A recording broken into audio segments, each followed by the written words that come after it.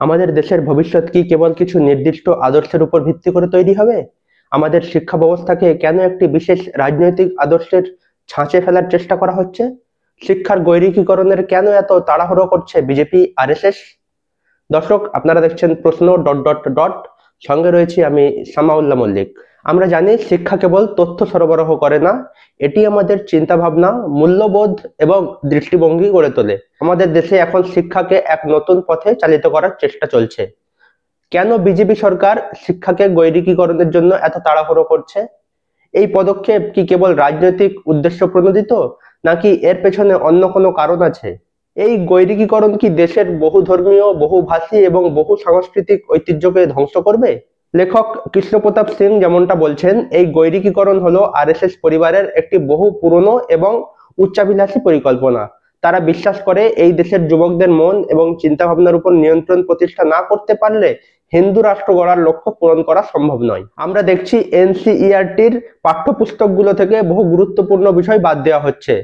অনেক ক্ষেত্রে ইতিহাসকে বিকৃত করে দেখানো হচ্ছে। কেন আমাদের পাঠ্যপুস্তক থেকে কিছু অংশ বাদ দেওয়া হচ্ছে, যেমন ইন্দিরা গান্ধীর বানর সেনা বা অন্যান্য ঐতিহাসিক ঘটনা? কেন রাম জন্মভূমি, বাবরি মসজিদ বিতর্কের মতো সংবেদনশীল বিষয়গুলো বিতর্কিতভাবে পড়ানো হচ্ছে? আমাদের ভবিষ্যৎ প্রজন্মকে কি অর্ধেক ও বিকৃত সত্য শেখানো হচ্ছে? এর পরিণাম কি হতে পারে?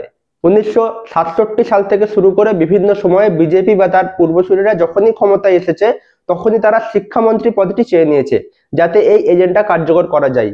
1990-এর দশকে বিজেপি শাসিত রাজ্যগুলোতে পাঠ্যপুস্তকে যে ধরনের পরিবর্তন আনা হয়েছিল, তা আজ আমরা কেন্দ্রীয় পর্যায়ে দেখতে পাচ্ছি।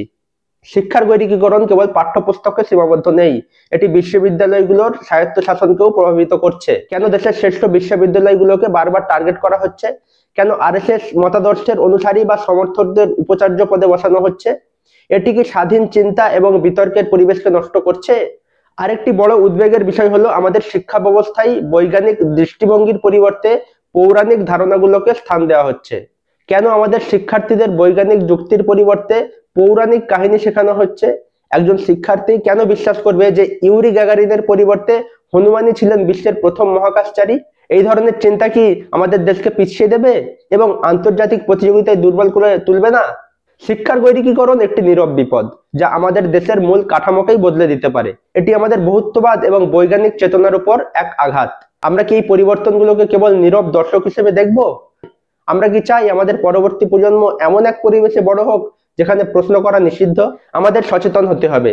আমাদের দেশের গণতন্ত্রকে বাঁচাতে হলে শিক্ষাকে মুক্ত রাখতে হবে। এটি কেবল একটি রাজনৈতিক বা একাডেমিক লড়াই নয়, এটি আমাদের দেশের আত্মা বাঁচানোর লড়াই।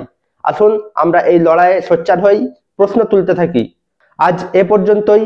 আবার নতুন কোনো প্রশ্ন নিয়ে দেখা হবে পরবর্তী পর্বে। ততক্ষণ দেখতে থাকুন দৈনিক সমাচার। ভালো থাকুন, সুস্থ থাকুন।